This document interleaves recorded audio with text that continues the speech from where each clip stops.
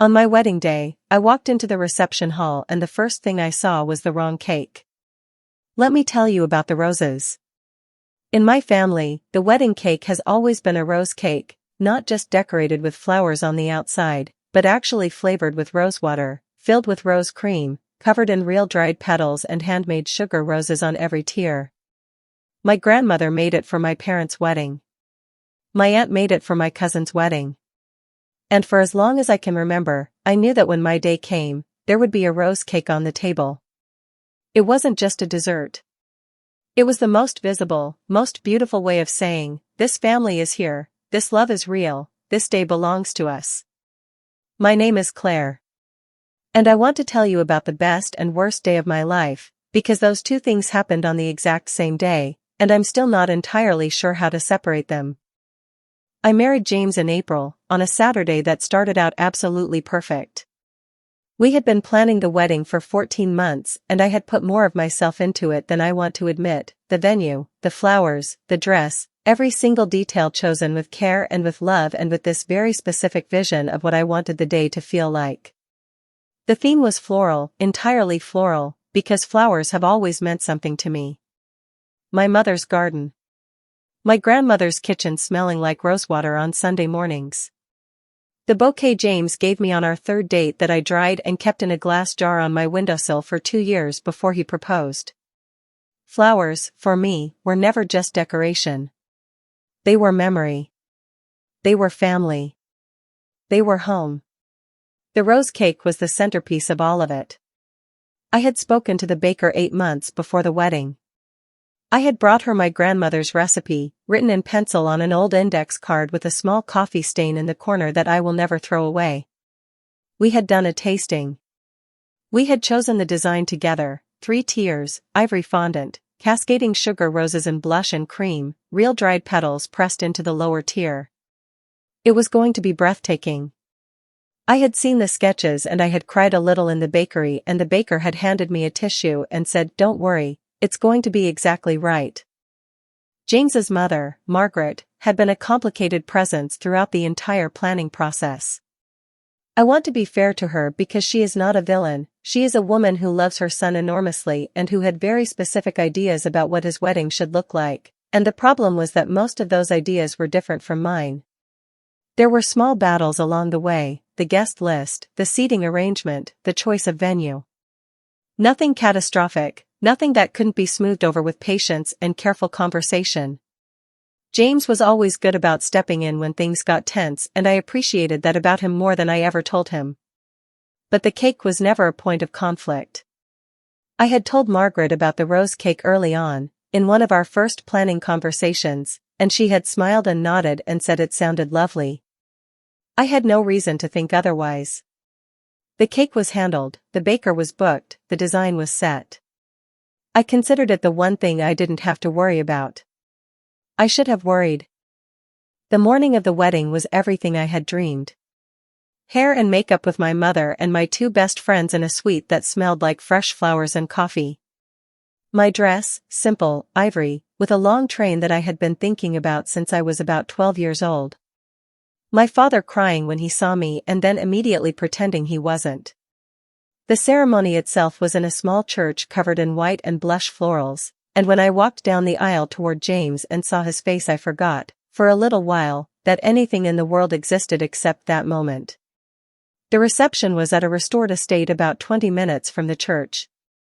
We arrived to music and candlelight and the smell of dinner, and everything looked exactly as I had imagined it, the long tables covered in flowers, the fairy lights strung between the beams, the dance floor already filling with guests who were laughing and finding their seats and pulling each other into hugs. And then I saw the cake table. It was set up in the corner of the room, draped in white linen, lit by 2 small spotlights exactly as planned. The height was right. The 3 tiers were right. But the color was wrong. The whole thing was wrong.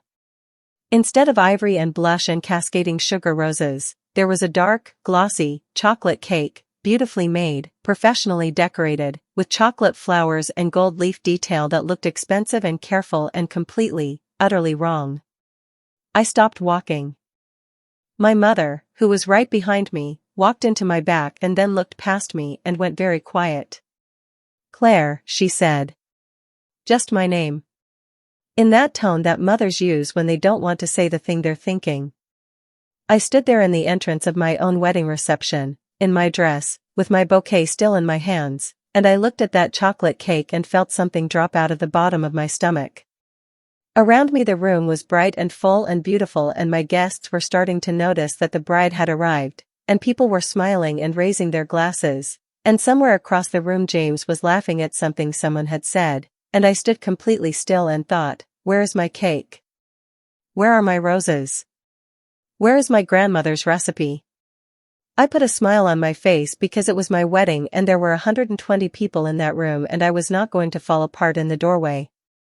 But underneath that smile something was breaking very quietly, and I spent the next 4 hours trying to hold it together while the wrong cake sat in the corner of the room and my guests, one by one, began to notice. The first whisper I caught was from my aunt, standing near the dessert table with a glass of wine, leaning toward my cousin and saying, "That's not the rose cake, is it? Did something happen?" And my cousin looked at the cake and then looked at me across the room and I looked away because I couldn't have that conversation yet. Not there. Not in front of everyone. But the whispers kept coming. Quietly, carefully, the way people whisper at weddings when something is not quite right and nobody wants to be the one to say it out loud. I saw my mother talking to the baker's assistant near the kitchen door, her body language tight and controlled in the way it gets when she is trying very hard not to be angry. I saw James's mother, Margaret, moving through the room with a bright smile and a glass of champagne, stopping at tables, laughing, completely at ease in a way that made something sharp and cold settle in my chest. And I knew. Before anyone told me anything. Before a single explanation was offered. I looked at Margaret laughing at the table nearest the dance floor and I knew exactly who had made the decision about my cake. I made it through the rest of the reception on willpower alone. I danced with James and I meant every second of it. I laughed with my friends and I hugged my grandmother and I gave a toast that made people cry in the good way. I did everything a bride is supposed to do on her wedding day and I did it with a smile that I hope looked real because I worked very hard to make it look real. But every time my eyes drifted to that corner of the room, to that dark glossy cake sitting under its spotlights like it belonged there, something inside me tightened a little more. The cake cutting was the hardest part. James and I stood together in front of it while the photographer arranged us and the guests gathered around and someone handed us the knife. James leaned down and said quietly into my ear, "It's still our wedding, okay? Nothing changes that." And I nodded and I smiled for the camera and we cut the cake together and everyone clapped, and I tasted chocolate when I had been dreaming of roses for 14 months, and I swallowed it and kept smiling. Margaret was right there in the front of the crowd during the cake cutting. Beaming. Proud. Holding her champagne glass like she was watching something she had personally created, which, I suppose, she was. We left for our hotel around midnight. James knew something was wrong. He had known for hours, I think, because he knows my face better than anyone, and a smile that doesn't quite reach the eyes is still a smile that doesn't reach the eyes. In the car he took my hand and didn't say anything for a few minutes and then he said, "Tell me." So I told him. Everything. The moment I saw the cake. The whispers. My aunt at the dessert table. My mother by the kitchen door. The way Margaret had moved through the room all evening looking like she had won something. James listened without interrupting. When I finished he was quiet for a moment and then he said, "I'm going to call her tomorrow." And the way he said it, calm and certain and with a finality that I hadn't heard from him before in relation to his mother, made me feel, for the first time all evening, like I could breathe properly. We didn't call Margaret the next day because we were exhausted and still processing and I needed one day of just being married without that conversation hanging over everything. But 2 days after the wedding, back in our apartment with coffee on the table and the silence of a Sunday morning around us, James called her. I sat across from him and listened to one side of the conversation. I heard him say good morning. I heard him ask how she was. And then I heard his voice change, not into anger, not into accusation, but into something quiet and serious that I had never quite heard from him before, and he said, "Mom, I need to talk to you about the cake." There was a pause. I could hear her voice on the other end, high and light, and even from across the table I could tell she was already moving into explanation mode, already arranging her version of events. James let her finish. And then he said, "I'm going to need you to listen to me now without responding for a minute, okay? Can you do that?" Another pause. Then he continued. "Claire had a plan for that cake. It wasn't just a preference, it wasn't just aesthetics, it was her grandmother's recipe, it was her family's tradition, it was something she had been thinking about for her wedding since before she even met me. You knew that. She told you that. And you went to the bakery anyway and you changed it without telling her, without asking me, without asking anyone. And I need you to understand what that actually means." I heard Margaret's voice rise slightly on the other end. James waited. "No," he said quietly. "I know you thought the chocolate was better. I know you thought you were helping. But this isn't about the cake, Mom. This is about the fact that you made a decision that wasn't yours to make, on our wedding day, and Claire spent 4 hours smiling through something that was breaking her heart while our guests whispered about the wrong cake in the corner. That's what happened. That's what you did." The silence on the other end of the phone was long enough that I started to wonder if she had hung up. Then James said, "I'm not calling to fight with you. I'm calling because Claire is my wife and what hurt her matters to me, and I need you to know that. I need you to actually know that going forward." I heard Margaret's voice again, quieter this time, and something in the tone had shifted. James listened for a while and then he said, "Okay," and then "I know," and then, after another long pause, "Thank you." He hung up and looked at me across the table. "She's going to call you," he said. "She wants to apologize directly." I wrapped both hands around my coffee cup. "What did she say?" He was quiet for a moment. "She said she thought the rose cake was too simple for the venue. She said she wanted something that looked more," her word was impressive. "She called the bakery 6 weeks ago and paid the difference herself and told them not to mention it." He paused. "She said she thought you'd be pleased with the result."